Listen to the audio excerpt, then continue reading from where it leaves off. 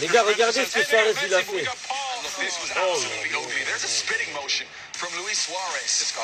Luis Suarez, il doit arrêter le foot. Il doit arrêter le foot. C'est une dinguerie. Lui, ça fait des années, il a un problème avec sa bouche.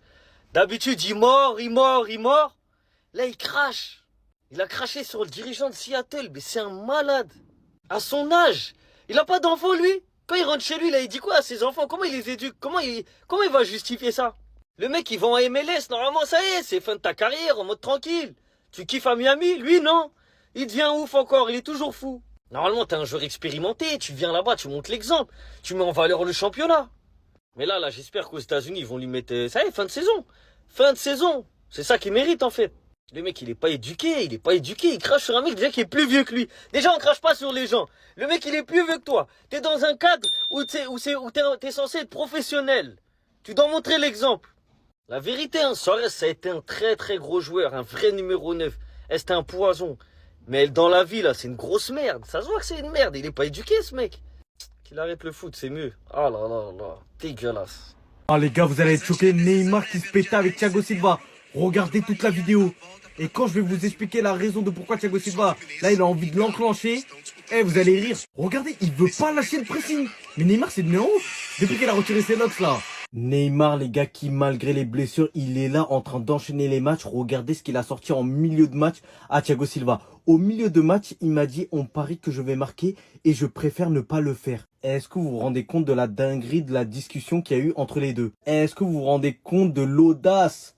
De l'audace, les gars, de Neymar pour pouvoir sortir de telles phrases alors qu'il a presque jamais marqué à Santos. Qui plus est, à son sensei. Est-ce que vous vous rendez compte, Thiago Silva et Neymar, les gars, ça date de tard l'époque. Il en peut plus du type Neymar. Il en a marre. Il veut qu'il prenne juste sa retraite, je pense. Neymar da Silva Santos Junior, les gars, je sais pas qu'est-ce qu'il a pris dans sa tête. Mais de croire que le terrain lui appartient et de croire qu'il a encore le niveau qu'il avait tard l'époque, c'est pas légal. C'est pas légal, les gars. On parie que je vais marquer et je préfère ne pas le faire. Mais il est fou. Vous voyez cette image-là de Lionel Messi cette nuit qui a perdu une finale? Comme vous le voyez sur l'image, c'est le seul joueur de l'Inter Miami qui est resté pour applaudir l'équipe adverse d'avoir gagné. Voilà, on entend beaucoup de choses sur Messi sur les dernières années, comme quoi c'est un menteur, c'est un faux humble, c'est quelqu'un de mauvais. Il y a eu énormément de critiques sur les Argentins pendant la Coupe du Monde 2022. On l'a mis dans le lot. On l'a clairement mis dans une case. Enfin, beaucoup de gens, pas moi, mais beaucoup de gens l'ont mis dans une case où en vérité, il n'est absolument pas dedans. Messi, il a toujours eu du respect. Messi, quand il s'énerve, quand il bouscule quelqu'un ou quand il fait quoi que ce soit, c'est un minimum justifié. Tout au long de sa carrière, on l'a vu, il va jamais vraiment avoir un comportement inacceptable pour rien. La plupart du temps, il est discret, il est respectueux, il est dans son coin, il est humble, il parle pas. Et quand il y a rien avec les autres et il s'entend bien avec les autres, regardez le comportement. Et je vous le dis, vous le savez très bien, c'est pas tous les grands joueurs qui font ça. Parce qu'en plus de ça, vous le savez très bien que Messi, il a joué bon nombre de finales. C'est le seul joueur qui a joué autant de finales, je crois, dans l'histoire du foot.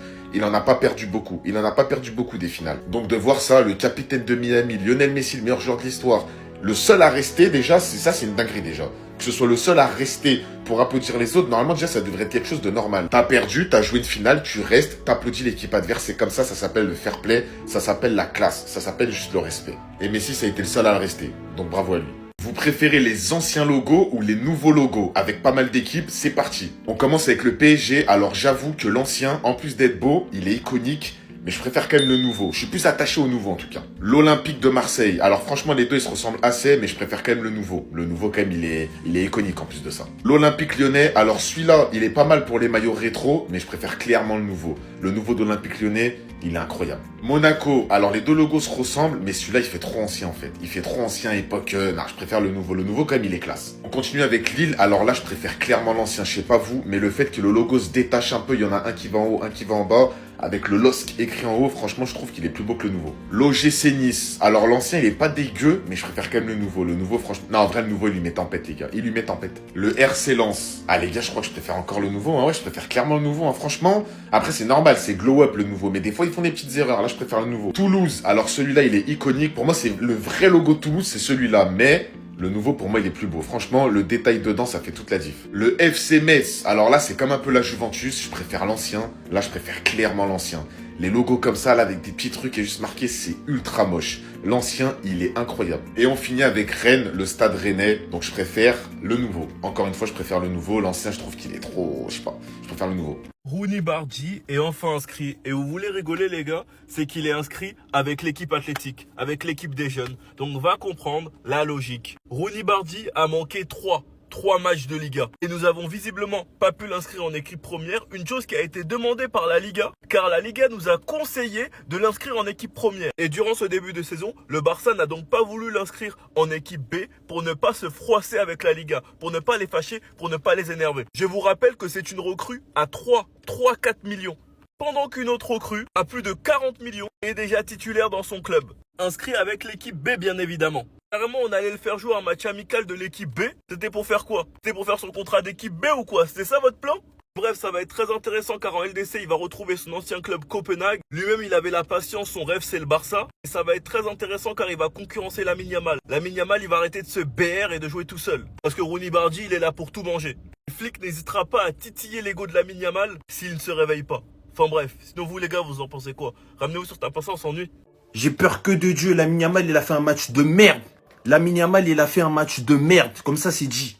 En fait, quand il cède à la provocation des adversaires, c'est n'importe quoi. En fait, il réfléchit même pas, les gars, wesh. Comment t'es dans un terrain calamiteux, avec des adversaires qui sont yonks de toi, du penalty que t'as obtenu. Pour eux, c'est pas juste. Les supporters, ils veulent ta peau.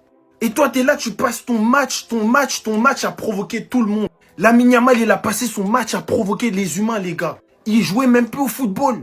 Pour moi, ça, c'est son pire match depuis longtemps, les gars. La vie de ma mère, c'est son pire match depuis longtemps.